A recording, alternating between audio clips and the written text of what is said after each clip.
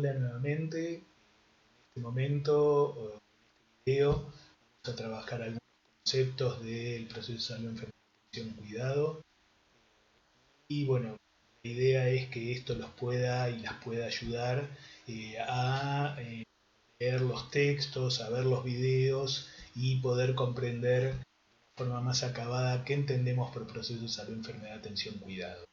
Seguramente ustedes algo de esto han hablado ya en el curso de ingreso.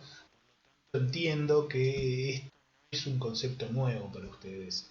De todas formas, tiempo como para poder dar algunas dudas, como para poder pensar juntos algunas cosas, yendo, agarrando el concepto de manera de ir discutiendo por qué hablamos de un proceso, por qué no hablamos de pilares, por qué no hablamos de la salud por un lado y la otro, sino que ponemos todo junto, un proceso que vamos a denominar proceso salud, enfermedad, atención, cuidado.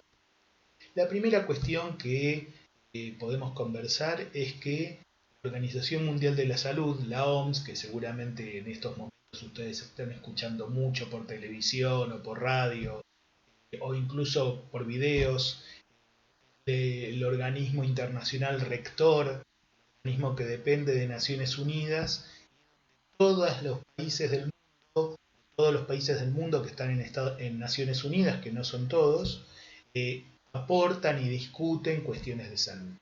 Ahora hay un secretario general de la Organización Mundial de la Salud que es quien está definiendo algunos pasos a seguir junto con su equipo de expertos y es el que la Organización Mundial de la Salud es la que declaró la pandemia respecto del coronavirus. Entonces, la Organización Mundial de la Salud se constituye en 1946, Segunda Guerra Mundial, y en su constitución define la Organización Mundial de la Salud que salud es el completo estado de bienestar biopsicosocial y no solamente la ausencia de enfermedad. Vean que ya ahí la OMS, en ese momento, con esa definición, justamente lo que hace es establecer que salud y enfermedad no son dos caras de la misma moneda, no son dos polos de, digamos, de una situación, o sea, uno o está sano o está enfermo. No, lo que está diciendo es el completo estado de bienestar biopsicosocial y no solamente la ausencia de enfermedad.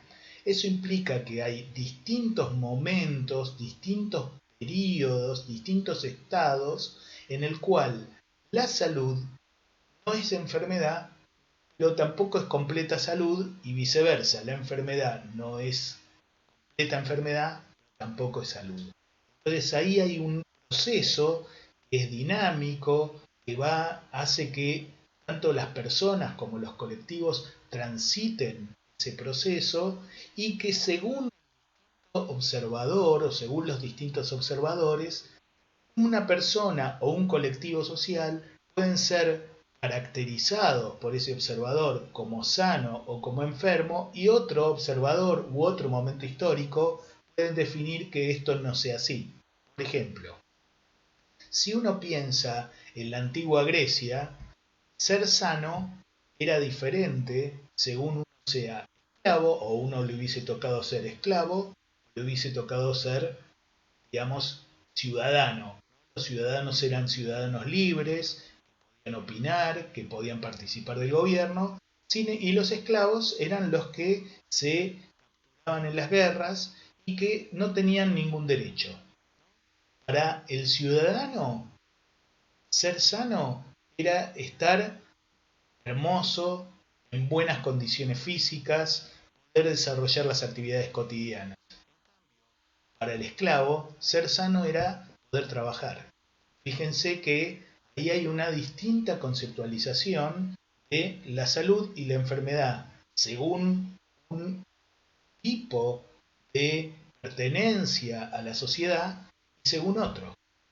El ciudadano, para ser sano, tiene que estar en perfectas condiciones y poder hacer deporte o participar del gobierno, mientras que esclavo solamente, digamos, la diferencia está en que pueda trabajar o no pueda trabajar. A lo largo de la historia, el concepto de salud y enfermedad también cambió. Por ejemplo, si nosotros pensamos en la Edad Media, lo que vamos a ver es que ser sano era estar en la gracia de Dios. Estar enfermo era no estar en la gracia de Dios. Entonces, aquellas personas que tenían cualquier tipo de problema y la iglesia definía que estaban poseídos por un mal, estaban enfermos.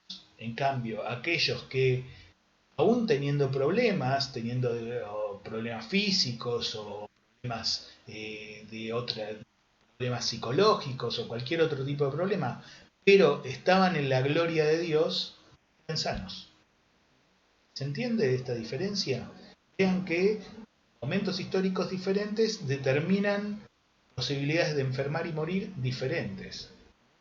Fíjense que si nosotros lo miramos en términos de el ideal de belleza, también va cambiando a lo largo de la historia, ¿no?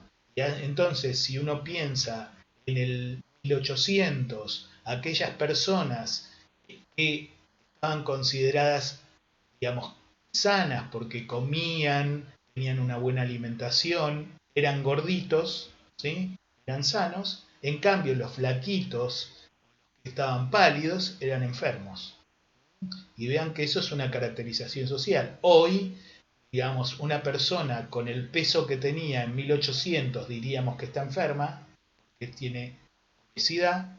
En cambio, aquellos flacos que por ahí no tenían, justamente no parecían sanos en el 1800, hoy serían enfermos, hoy serían sanos. ¿Se ve esta diferencia? ¿Se logra entender cómo el concepto de salud y enfermedad va cambiando a lo largo de la historia? ¿Tiene una dimensión histórica? ¿Queda más o menos claro? Fíjense que claramente en los distintos ejemplos vamos planteando distintas modalidades de asumir esa lógica de salud por un lado, enfermedad por el otro, ¿no? Y entonces ahora nosotros hablamos de un proceso salud-enfermedad, atención, cuidado. ¿Por qué hablamos de proceso salud-enfermedad, atención, cuidado? Porque esas condiciones que hacen que uno pueda estar sano o enfermo van a ser las mismas que van a determinar el acceso a los cuidados. Voy a dar otro ejemplo. Si yo tengo que trabajar con mi cuerpo, por ejemplo, haciendo cualquier tipo de tarea, por ejemplo, levantando bolsas en el puerto, ¿sí? Mi criterio de cuándo estoy sano y cuándo estoy enfermo va a ser diferente al criterio de alguien que se dedique a tocar el piano, por ejemplo, ¿sí? Cuando al levantador de bolsas en el puerto le duela un poquito la espalda, él no se va a dar cuenta de esa situación, porque el dolor de espalda es estructural de su tarea, siempre le duele la espalda. En cambio, al que toca el piano, cuando le duela un poquito la espalda y no se pueda sentar, va a tener sensación y percepción de enfermedad.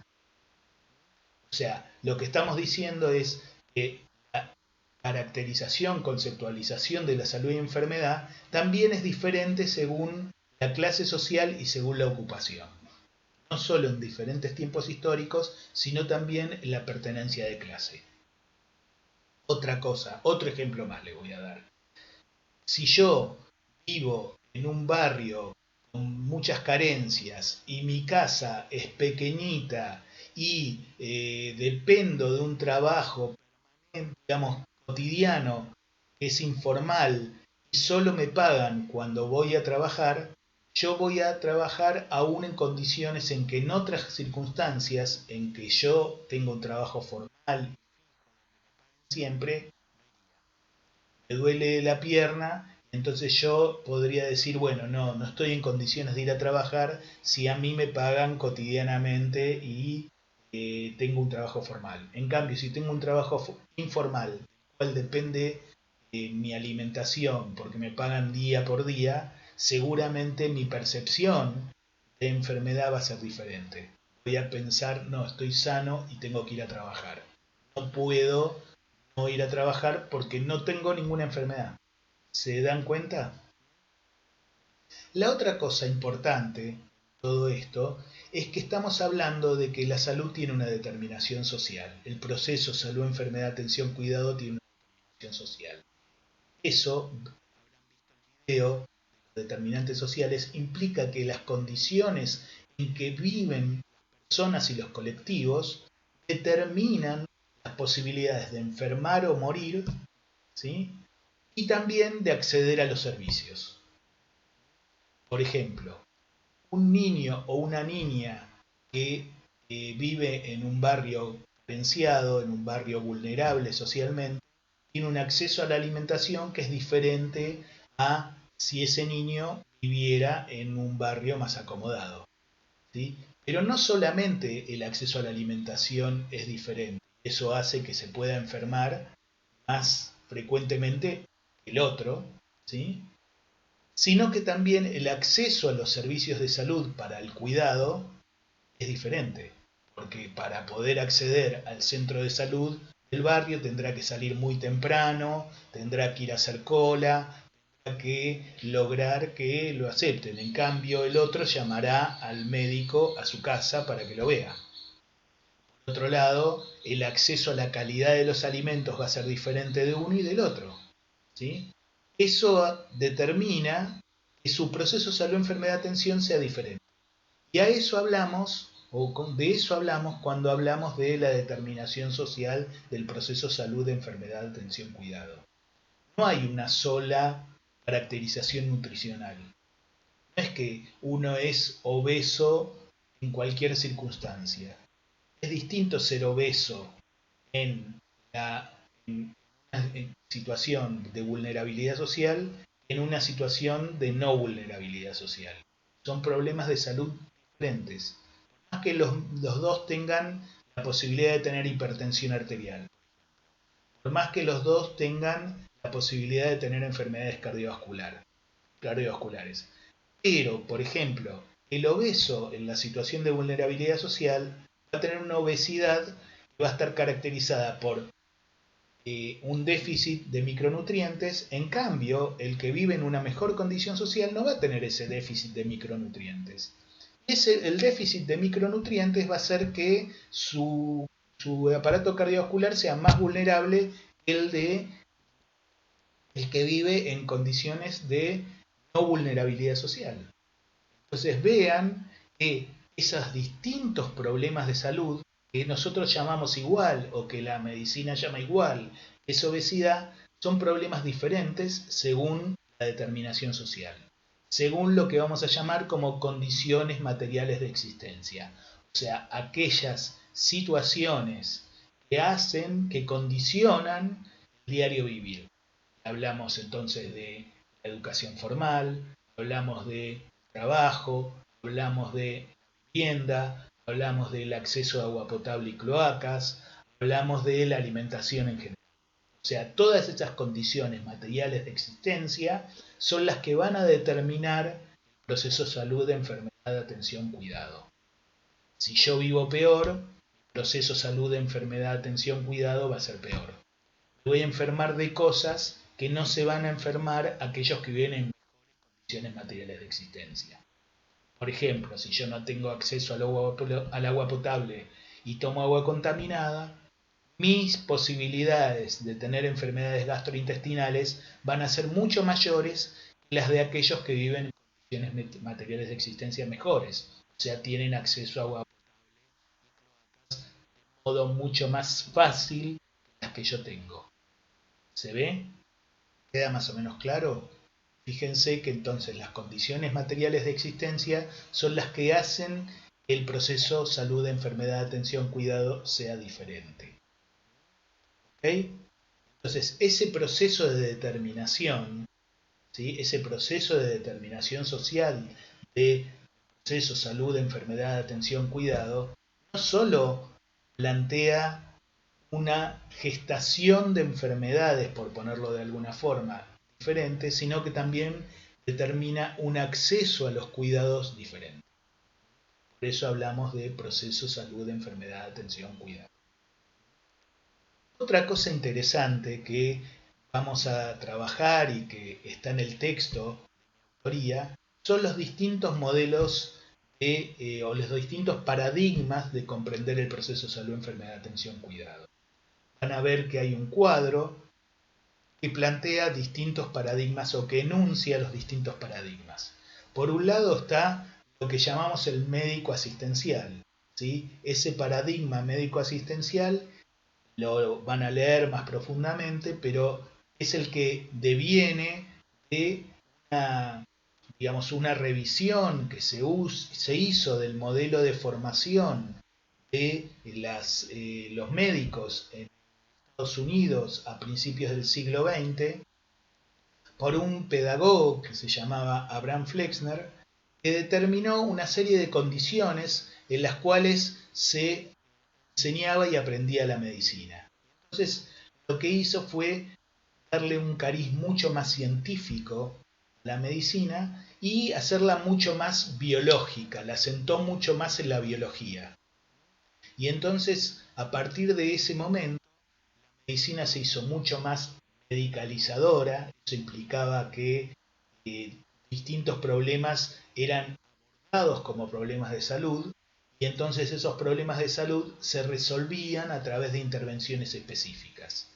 Por ejemplo, la desnutrición no es un problema médico, es un problema de salud, ¿sí? Pero no se resuelve con medicamentos, se resuelve con comida. También hay que usar alguna serie de medicamentos cuando ya está instalada la desnutrición para evitar que la persona fallezca. Pero el problema es un problema social, no es un problema médico. Sin embargo, el modelo médico asistencial lo toma. Y así, por ejemplo, trata a los desnutridos con la internación. Se internan los desnutridos hasta tanto se nutren, pero después se los devuelve a las condiciones materiales que hacen posible la desnutrición, y esos niños, por ejemplo, vuelven a desnutrirse y vuelven a ingresar al hospital. No hay una respuesta efectiva desde el paradigma médico-asistencial, porque el abordaje debiera ser social, pero el paradigma médico-asistencial no asume un abordaje social. Lo van a leer más profundamente en el texto, pero quería adelantárselos de manera de que cuando lo lean lo puedan ver un poquito más claro. Posteriormente, más o menos en los años 60 del siglo XX, aparece otro paradigma que es el paradigma de la multicausalidad. El paradigma que se establece alrededor de un concepto que es el de la historia natural de la enfermedad. Un modelo de dos autores norteamericanos, Lebel y Clark, más o menos alrededor de 1960, en donde establecen que la enfermedad se produce por una interacción entre una tríada. Digamos, la tríada es la del agente, o sea, cuál es el agente que produce la enfermedad, y esto está centrado muy fuertemente en los agentes infecciosos, el vínculo con el huésped, ¿sí? El huésped somos nosotros, y la intervención del ambiente moderando o modulando esa relación entre agente y huésped. Vean que está pensada fundamentalmente alrededor de las enfermedades infecciosas. Piensen en, por ejemplo, lo que está pasando hoy con el coronavirus. El agente es el coronavirus. El huésped somos cada uno de nosotros. Y el ambiente es el que modula la posibilidad de que nos contagiemos o no. ¿Sí? Ahora, esta mirada de la multicausalidad es una mirada que de alguna forma pone en suspenso la determinación social, porque, digamos, el ambiente lo que hace es modular, no determinar. El ambiente lo que hace es decir que facilita o disminuye la influencia o la posibilidad de que la gente desarrolle la enfermedad en el huésped. Pero esto sabemos que no es así, porque, por ejemplo, ¿qué es lo que estamos haciendo nosotros para prevenir la infección con el virus del COVID-19? Estamos generando un proceso de distanciamiento social, pero el distanciamiento social no es igual en los grupos que viven de manera, digamos, más menos vulnerable que aquellos que viven en condiciones más vulnerables. De hecho, el planteo es que el distanciamiento social en las poblaciones que viven en condiciones más vulnerables es no salir del barrio, no salir de la casa. ¿Por qué? Porque las casas son pequeñas, hay hacinamiento, y entonces si esas personas se quedan en la casa, eso facilitaría mucho más el COVID-19. En cambio, para aquella población que vive de manera menos vulnerable, puede quedarse en la casa, por ejemplo, la clase media puede quedarse en la casa y estar aquí, cada uno en su casa, y no hay posibilidad de contagio o se disminuyen las posibilidades de contagio porque hay más distancia entre las personas. Entonces, vean que el ambiente no es que actúa siempre igual, no es que el ambiente es siempre el mismo, sino que hay una determinación social para que el ambiente, digamos, sea como es, y esa determinación social, esas condiciones materiales de existencia en las que desarrollan la vida de los colectivos, es fundamental a la hora de que se enfermen o no se enfermen. Por ejemplo, suponiendo que todos o que un gran grupo de población no se enferme con COVID-19, ¿va a ser lo mismo vivir en un barrio vulnerable para el acceso a los servicios de salud que no vivir en un barrio vulnerable? Seguramente no. ¿Va a recibir la misma atención la población que no tiene cobertura del sistema público o del sistema de la seguridad social y privado que la que solo tiene el sector público? Y si el gobierno o el Estado no se hace cargo de todo el sistema de salud, es probable que haya diferencia en los procesos de atención. Vean que ahí de vuelta juega la determinación social. El ambiente no es único y estable y siempre funciona igual. Por lo tanto, esa teoría, ese paradigma de la multicausalidad, es un paradigma que no expresa, digamos, la complejidad de la determinación social. Posteriormente, la medicina social trata de sobrellevar esa complejidad social o incluir esa complejidad social de una manera más compleja, pero solo lo hace con alguna categoría que es la de clase social. Por lo tanto, no termina de explicar algunas cuestiones como por ejemplo la determinación del género. El género, independientemente de la clase, impacta sobre las posibilidades de acceder a cuidados o de enfermar o de morir. Sin embargo, la medicina social solo toma clase. Entonces en la clase dice, bueno, los trabajadores se enferman de una manera, los poseedores del capital pueden enfermarse de otras. Pero hay otras variables que no son tenidas en cuenta. Esas variables son tenidas en cuenta por el paradigma de la salud colectiva. El paradigma de la salud colectiva efectivamente asume la determinación social del proceso de salud, enfermedad, atención, cuidado. Tanto es así que incorpora a las ciencias sociales en la posibilidad de explicar el por qué se desarrolla el proceso de salud, enfermedad, atención, y de qué manera se producen los cuidados y de qué manera se logra que los cuidados, que toda la población acceda a los cuidados. Entonces hay una tríada que se articula en el contexto de la salud colectiva para explicar el proceso de salud, enfermedad, atención, que es por un lado las ciencias sociales, por otro lado la gestión, para trabajar fuertemente la provisión de cuidados, y por otro lado la epidemiología. La epidemiología para poder definir cómo se distribuye en la población los distintos problemas de salud. ¿Queda más o menos claro? Esta lógica de pensar los determinantes sociales nos impone la interdisciplinariedad. No es posible entender la complejidad del proceso de salud, enfermedad, atención, cuidado, si no es a través del diálogo y de la interacción entre diferentes disciplinas. No podemos solamente los trabajadores o los profesionales de las disciplinas de la salud comprender por qué se enferma la gente y generar consecuentemente abordajes efectivos si no es con el auxilio de las ciencias sociales, por ejemplo. Eso requiere necesariamente la interdisciplina, el diálogo y el trabajo conjunto entre las distintas disciplinas. Esto es algo que vamos a seguir trabajando a lo largo de nuestros encuentros, pero quería incorporar, quería compartir esto en el análisis.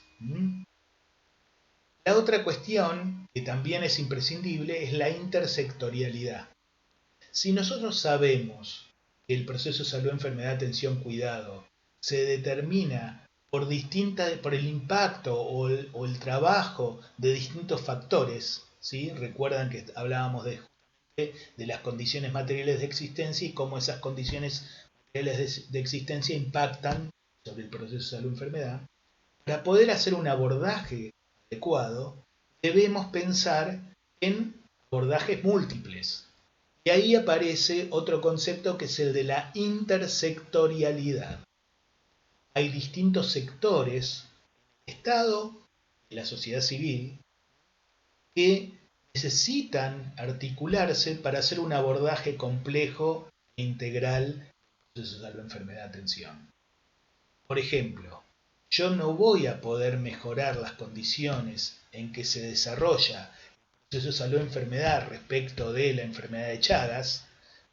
Saben que es provocada por un parásito que se llama Trypanosoma cruzi, que crece en el aparato digestivo de un insecto que son las vinchucas. Ese insecto pica a las personas y al picar defeca, y en esa defecación está el Trypanosoma cruzi que ingresa al organismo del huésped. ¿Okay? Entonces, si nosotros no mejoramos las condiciones de vivienda, el mal de Chagas no tiene solución. Entonces ahí hay necesidad de que el sector salud se articule con otro sector que es el de la vivienda. Y esos dos pueden hacer un abordaje mucho más efectivo del problema del mal de Chagas. ¿Se ven? Les voy a dar otro ejemplo. La obesidad y el sobrepeso no tienen solución si no hay una mejora en la producción de los alimentos. Por ejemplo, si se dejan usar los hidratos de carbono procesados o complejos, si no se mejora la composición grasa de los alimentos. Eso es imposible de hacer solamente desde el sector salud. Si el sector salud no articula con el sector de la producción de alimentos, no va a haber ninguna posibilidad de avanzar sobre la epidemia de sobrepeso y obesidad. Tiene que haber un abordaje conjunto y seguramente el sector de la política tendrá que regular el sector de los alimentos para que el sector de los alimentos produzca alimentos mucho más sanos.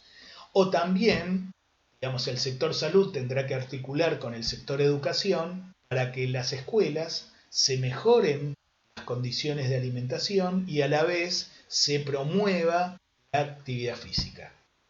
¿Queda más o menos claro? Esa articulación necesaria entre los distintos sectores para poder abordar el proceso de salud, enfermedad, atención, cuidado en su integralidad. Para terminar, quiero hacer un planteo de un concepto que es el concepto de campo, el concepto de núcleo. ¿Sí? Nosotros, como trabajadores de la salud, tenemos un núcleo de conocimientos, un núcleo disciplinario. Por ejemplo, yo como médico tengo una serie de conocimientos y de competencias técnicas que me permiten hacer diagnóstico y tratar algunas enfermedades.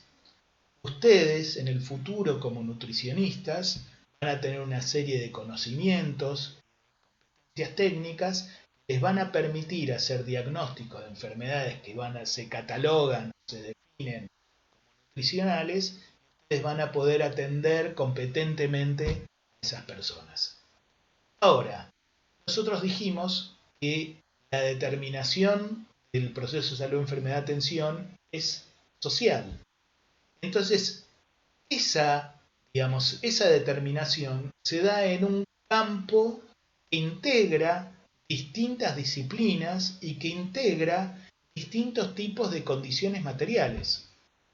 Por lo tanto, yo no puedo pensar que voy a poder abordar efectivamente un problema de salud exclusivamente desde mi núcleo disciplinario.